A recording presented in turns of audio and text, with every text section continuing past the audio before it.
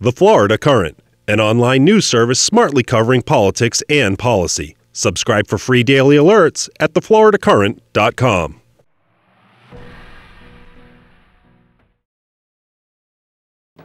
In 2011, lawmakers passed a law requiring districts to evaluate educators. When the first scores came back last year, teachers protested, saying the formula being used was so complicated, 2 out of 3 teachers were being judged on students who were never in their classrooms. This is based off of 4th and 5th graders' scores at the school, but they're not the kids that I teach.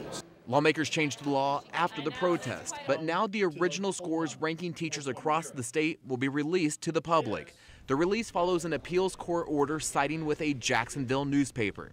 Florida School Boards Association Executive Director Wayne Blanton says the court had no choice. The law at this time says there's a 1-year exemption. There is no 3-year exemptions. Florida's largest teacher union agrees with Blanton. However, they say evaluations being released misrepresent teachers. You're just going to be rating teachers based on this one test, this one day. The decision by the appeals court overturns a lower court ruling. The evaluations are based on 3 years of data. The original court ruling would have kept that information private until the 3 years ended. You're going to base them on those 3 years, and if year 1 is meaningless and year 2 is meaningless, if year 3 becomes more meaningful, you still have a 3-year period in which most of the data is really bad. The Florida Department of Education refused our request for an on-camera interview, but they say they are reviewing the court ruling. In Tallahassee, I'm Matt Horn reporting.